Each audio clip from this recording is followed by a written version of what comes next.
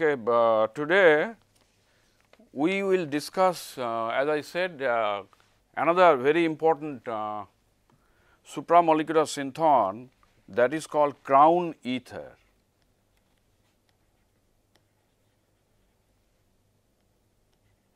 Crown ether.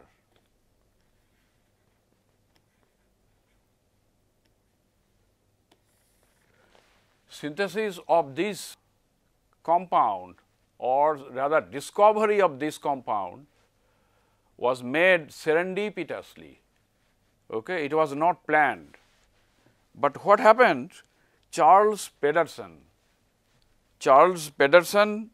was a scientist in DuPont Chemicals in Switzerland, okay? And he was trying to make a diol with this particular compound. I will show you. First, let me draw the picture.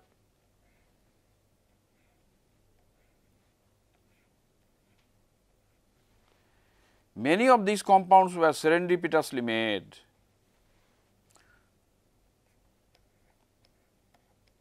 So, they have all stories behind their discovery or behind their synthesis.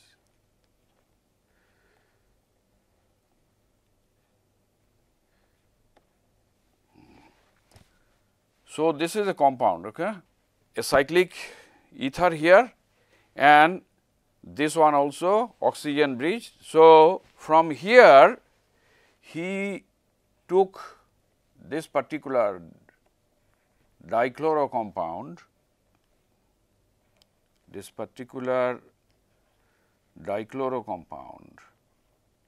all right. Yeah. So, he wanted to make, okay, this is saturated, all right. So, this can be easily removed. He wanted to make a diol, a linear kind of diol. So, he treated that with sodium hydroxide in tertiary butanol solvent. Tertiary butanol has a higher boiling solvent. So, you can go up to higher boiling point, followed by acid quench in aqueous. So, it will precipitate out. Okay. All right. So, he wanted to get this for his other work.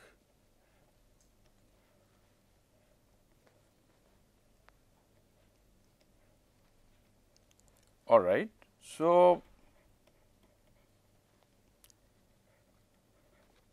he wanted to get this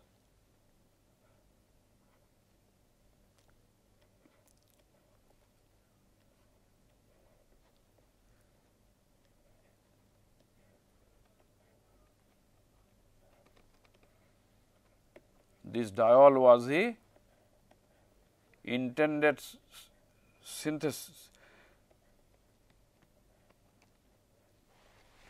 He wanted to get this diol from this compound, okay, monohydroxy compound, and is a dichloro compound. So, he reacted. Now, in this particular compound, it was made from catechol. So, he had some unreacted catechol as impurity in the mixture. So, he had, this is catechol.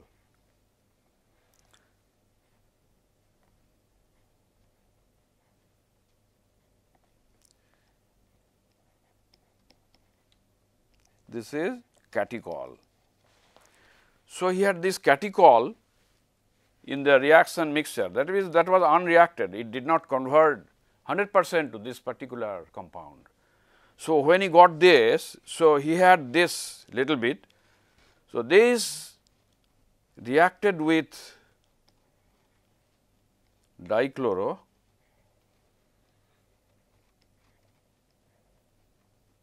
a very small amount.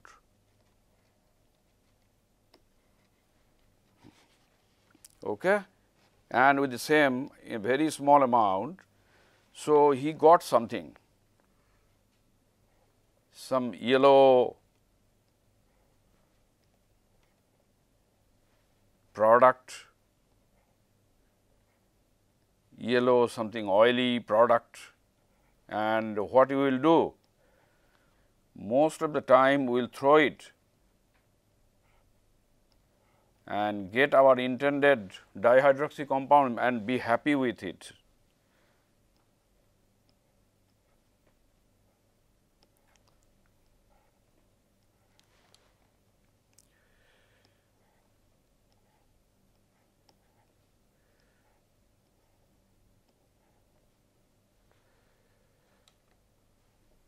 It has one more carbon. Oh, okay, all right. And here also same thing. He got this particular compound.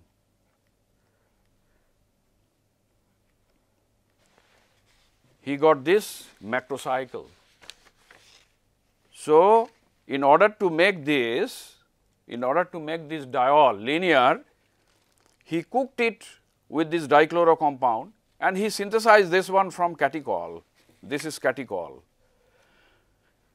So, some unreacted catechol as impurity, it reacted with this dichloro and came this. This is a very small amount, okay. Say 1%, and he understood that. He understood that yellowish oily compound at room temperature and in that solvent system. He found that there is something new in this here. Most people will throw that. Most people will throw such compound,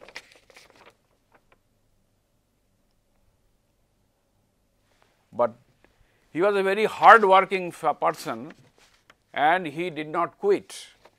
So, he says Pedersen could, I am telling his words, Pedersen could recognize he was on to something important with subsequent characterization of this compound as colorless compound. So, he isolated this as 0.4%, that means a very small amount, and this is 99%, over 99%. Okay. So, we will actually filter it out and will be happy with this compound, but not him. He said, what is that yellowish thing? Let me isolate. He isolated and found this compound. So, this compound is known as dibenzo 18 crown 6. So, this is a dibenzo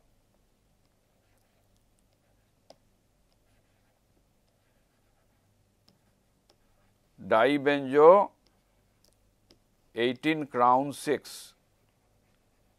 18 crown 6. The name he gave like this, there are two benzene. So, dibenzo and 18 means there is 18 member, 1, 2, 3, 4, 5, 6 like that 18 members. So, that 18 membered and is a 6 means 6 oxygens are there, ethereal oxygens are there. So, it is dibenzo 18 crown 6. He serendipitously synthesized this particular compound, all right. And what happened? He wanted to, since this compound is a nice and macrocycle, so he wanted to find a probe its complexing ability with metals. To his amazement, he found that alkali metals readily form complexes with this, and he found that potassium can be crystallized, where a potassium ion inside this macrocycle can be crystallized. Before that, it was not known that there was no coordination chemistry of alkali metal compounds known with macrocycles, with anything. So, this was the first compound of potassium complex. So, because of this discovery, he got the Nobel Prize in 1987. So, you can understand that this is not a simple compound. He got Nobel Prize because of this simple compound. So, these compounds are collectively known as crown ether. Let me draw some pictures of crown ether. So, let me draw some pictures of crown ethers to appreciate. So, crown ethers are mostly ethylene bridge. There is an ethylene moiety between two oxygen.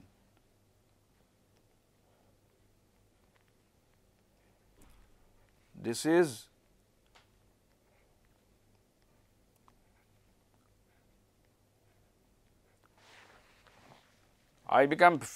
here is a 15 crown 5, 15 crown 5,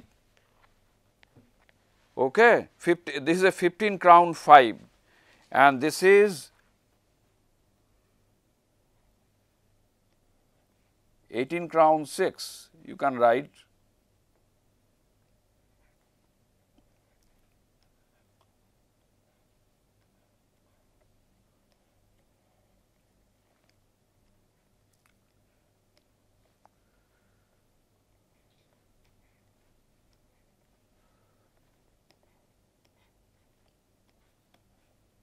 This is 18 crown 6. So, there are numerous compounds of crown ethers are known since then, all right.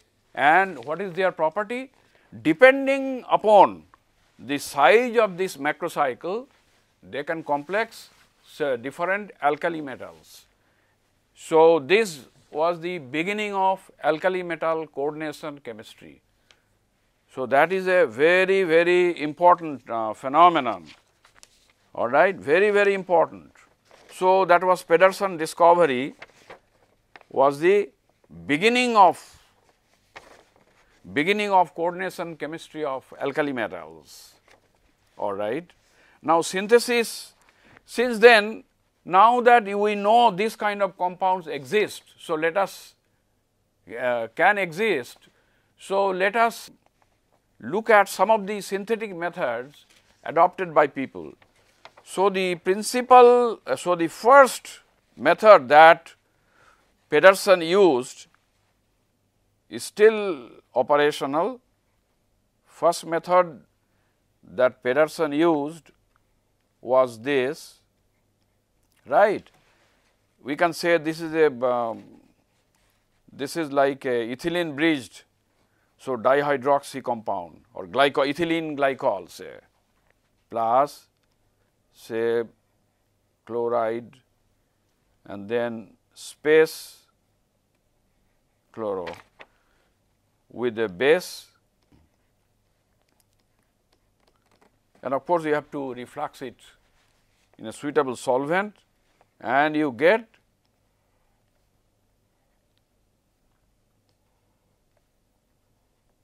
S1 this,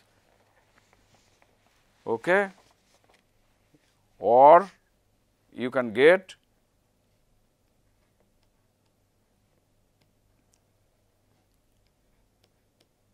two of these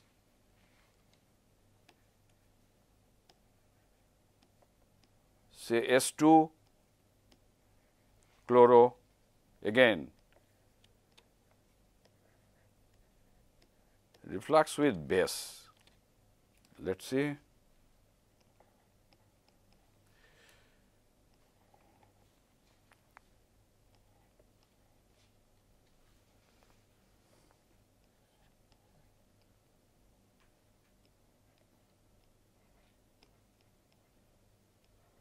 Like this. Okay. So, many things he got, and then he also found that when depending upon the base, the yield of this product depends. So, suppose I want to make 18 crown 6, he found that if you take potassium tertiary butoxide, I will draw it here, small amount. Let me draw. You take this kind of linear parts. This is a diol. With this diol, you can say tosylate. Tosylate is a good leaving group.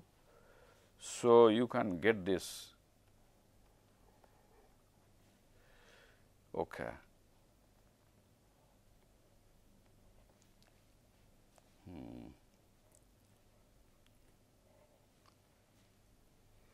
Tosylate. Plus, if you now instead of hydroxide, you can say tertiary butoxide. Potassium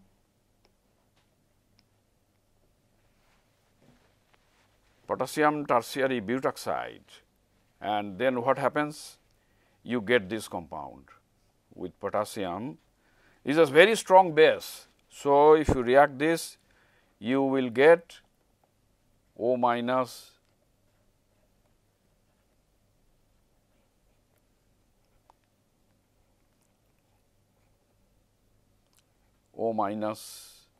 and so we discussed about template. So, potassium is also being used here as a template, and then it can easily make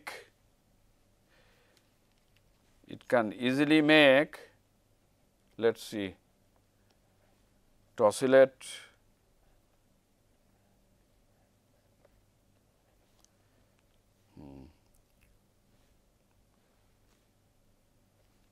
I have made a mistake.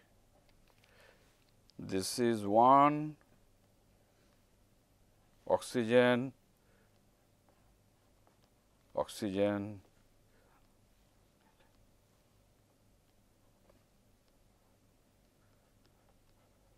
tosylate. Okay.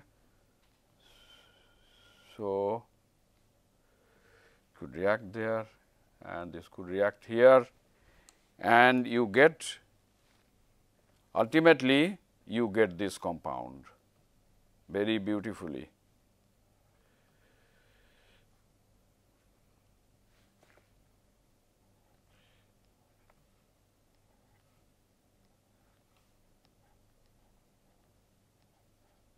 With a very good yield also.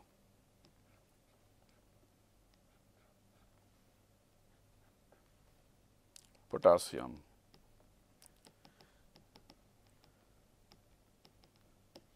Potassium in there. Okay. So, there are many crown ethers were synthesized, and some of these structures I will share with you. These are any book you can get. For example, you have this, you take a dihalide basically and a dihydroxo, linear dihydroxo compound in base, you will get different kinds of crown ethers. For example,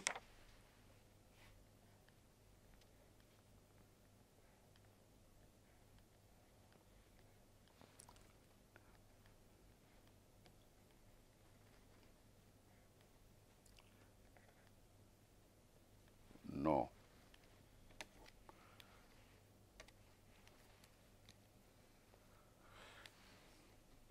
Okay.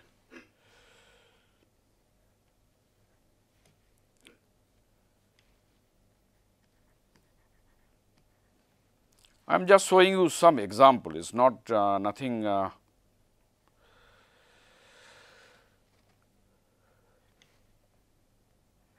extraordinary, but it is good to show what the structure, some of the structures known.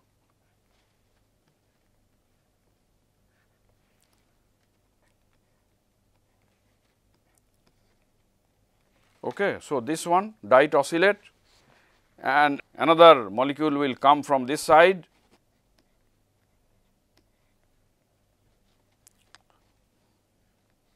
another molecule will come from this side.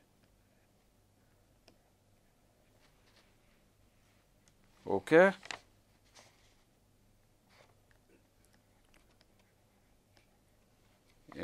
All right, and then you react it with butanol solvent and butanol followed by LH, and you are ended up with this huge. So, I am drawing only this, others I am not going to draw, but there are many. I just wanted to emphasize that different kinds of structures are possible to synthesized, different kinds of molecules. Okay, this is 1, 2, 1, 2, 3, 4, 5, 1, 2, 3, 4, 5, 1, 2, 3, 4, 5.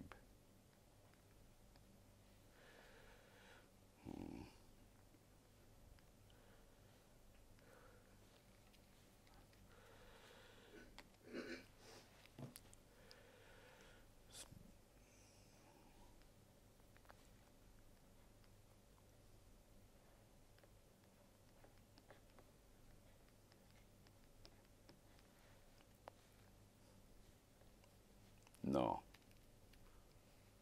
it is a meta. My joining was not right. I will make it right.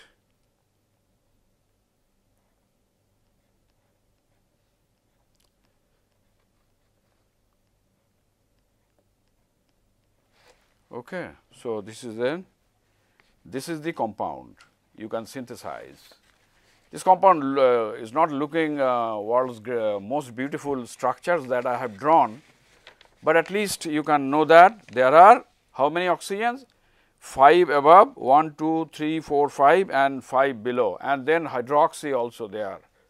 Under these reactions they can methoxide, this group will change to hydroxy group. So, you can get this kind of compounds. That means, I am trying to drive home that not only the simple crown ether compounds, but you can get crown ethers of varied structures. Okay? All right. Next, not only the crown ether, I will show you another compounds are there also. Mixed crown ethers like Aja crown ethers, these are also formed.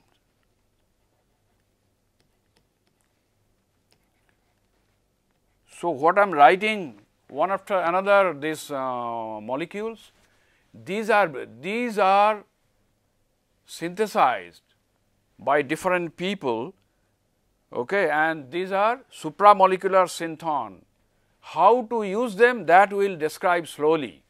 We will just use it and we will describe slowly to you, so that you can you may not appreciate what is the need of making this compound.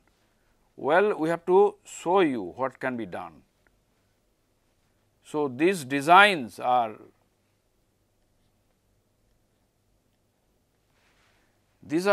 compounds of different designs that you can appreciate.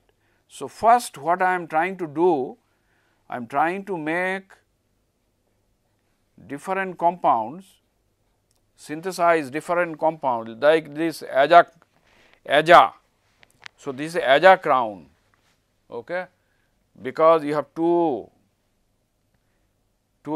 secondary amines are also there in this ring. Then we can have this compound. So, you can many.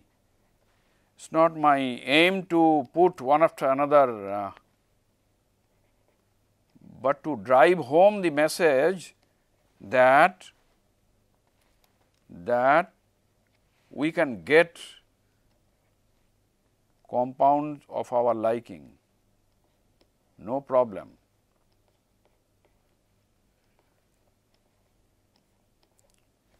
Different kinds of compounds, all right.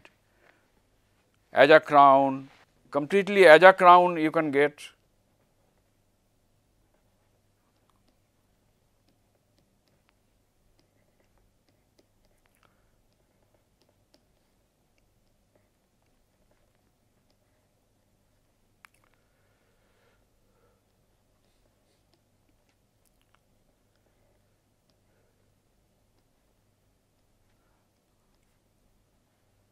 You can get like this, is only aja-crown, or you can get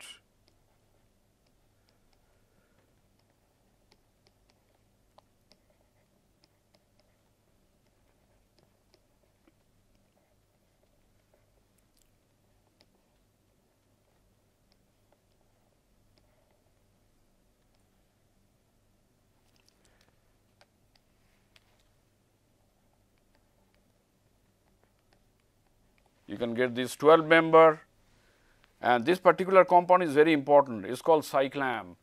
It has been found to use in many cases. You can realize that I am trying to make these macrocycles of different sizes. Why? Our aim in the beginning, the aim of supramolecular chemist, or rather chemist, was to synthesize macrocycles of different sizes, so that we can bring in specificity of binding, all right, specificity of binding. If you have if these are nitrogen crown ethers, then they bind transition metal compounds. If these oxygen or our crown ethers, they bind alkali metals.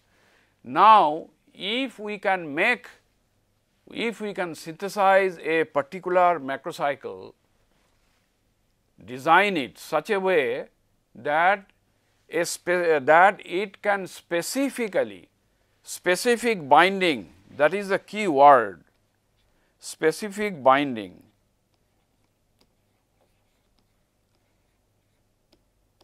Specific binding.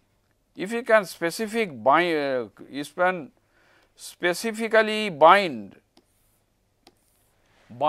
a particular metal ion, then it will be tremendous. For example, suppose there are so many metal mixture is there.